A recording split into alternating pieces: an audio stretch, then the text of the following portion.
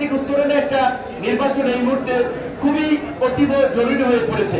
আমরা এই ফ্যাসিবাদ মুক্ত বাংলাদেশে প্রথমবারের মতো স্বস্তির একটা নিঃশ্বাস ফেলে আমরা একটা শান্তিপূর্ণ ইফতার আজকে সমবেত হয়েছি। একই টেবিলে আমরা বসে ইফতার করছি। খুশি হয়েছে, সবাইকে সালাম এবং শুভেচ্ছা। আসসালামু আলাইকুম। আমরা গত 3টা ইফতার প্রোগ্রাম এই হোটেলেই করেছিলাম। আমাদের সিনিয়র রাজনৈতিক নেতৃবৃন্দ, বিশেষ করে মির্জা আব্বাস সাহেব এখানে বলেছেন যে বিগত সময় আমরা তাদের সিনিয়র নেতৃবৃন্দের চেয়ে ইয়ং নেতৃবৃন্দ, বিশেষ করে ছাত্র দল, যুব দল, জামাতের লোকজনের জন্য আরো একটা ভীতিকর পরিস্থিতি ছিল। গতবার যদিও সেক্রেটারি জেনারেল সাহেব এসেছিলেন, এবারও তিনি এসেছেন। আমরা সবাই একটা আশঙ্কার মধ্যে, প্রথমত ফল পাওয়া নিয়ে দেখা যাচ্ছে আগের দিন কনফার্ম করেছে যে আপনারা এখানে করতে পারবেন, তো এবার ওই জটিলতায় পড়তে হয় নাই। এবং নিচে টিভির কোন টিম সিভিলে রেডি নাই, কারো ওই আতঙ্ক নাই।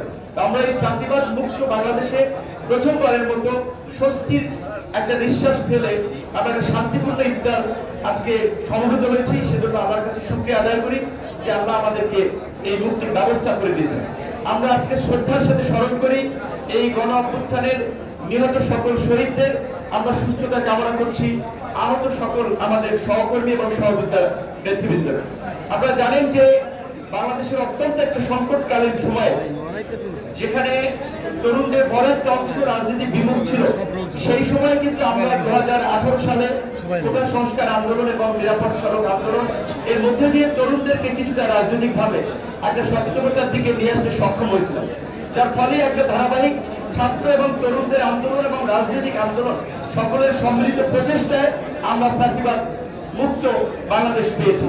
আজকের এই ফ্যাসিবাদ মুক্ত বাংলাদেশে যেন নতুন করে কোনো ফ্যাসিবাদ তৈরি না হয়, নতুন করে আমাদের যেন কোনো সংখ্যা তৈরি না হয়, সেজন্য আমাদেরকে সর্বশেষ আব্বাস সাহেব যেটা বলেছেন এটাই আসলে বাস্তবতা, যে আমরা এখানে সব রাজনৈতিক দল মত পথের ভিন্নতা থাকা সত্ত্বেও যেমন একই টেবিলে আমরা বসে ইফতার করছি, আমরা এখানে সমবেত হয়েছি। আগামীর বাংলাদেশে যেন আমরা একইভাবে বিনির্মাণ করতে পারি, একসাথে কাঁধে কাঁধ মিলিয়ে চলতে পারি, আমাদের সেই চিন্তা করা উচিত। আজকের এই রাষ্ট্র সংস্কারের যে আমরা আলোচনা করছি বা রাষ্ট্র সংস্কারের যে আওয়াজ উঠছে, রাষ্ট্র সংস্কারের অংশ হিসেবে বাংলাদেশের গণতান্ত্রিক উত্তরণ জরুরি। গণতান্ত্রিক উত্তরণে একটা নির্বাচন এই মুহূর্তে খুবই অতীব জরুরি হয়ে পড়েছে। নির্বাচন নিয়ে নানান ধরনের সংকট এবং শঙ্কা তৈরি হয়েছে। আমরা আশা করি প্রধান উপদেষ্টা ডিসেম্বরের মধ্যে নির্বাচন দেওয়ার যে অঙ্গীকার করেছেন, ডিসেম্বরের মধ্যে আমরা একটা সুষ্ঠু নিরপেক্ষ নির্বাচনের মধ্যে দিয়ে আমরা বাংলাদেশের নতুন দিগন্তের পথে আমরা হাঁটতে সক্ষম হবে।